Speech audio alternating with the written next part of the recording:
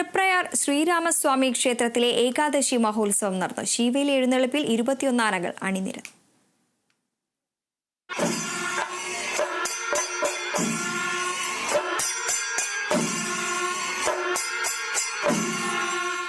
കൊച്ചിൻ ദേവസ്വത്തിന്റെ പഴയന്നൂർ ശ്രീരാമൻ ഭഗവാന്റെ കിടമ്പേറ്റി. തിരുവമ്പാടി ചന്ദ്രശേഖരൻ വലത്തും ചെത്തല്ലൂർ മുരളീകൃഷ്ണൻ ഇടത്തും അണിനിരന്നു. കിഴക്കൂട്ട് അനിയന്മാരാർ പഞ്ചാരിമേളത്തിന് നേതൃത്വം നൽകി. തുടർന്ന് സ്പെഷ്യൽ നാഗസുര കച്ചേരി, ഓട്ടൻതുള്ളൽ എന്നിവയും ഉണ്ടായിരുന്നു.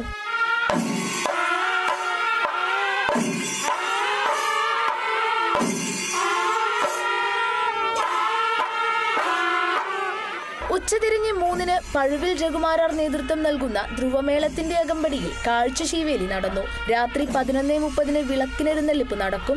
നാളെ രാവിലെ 2-ന് പഞ്ചവാദ്യം, തുടർന്ന് ദ്വാദശി പണ സമർപ്പണവും രാവിലെ 8-ന് ദ്വാദശി ഊട്ടും നടക്കുന്നതോടെ ഏകാദശി ആഘോഷ പരിപാടികൾ സമാപിക്കും. Kerala vision news, Thrissur.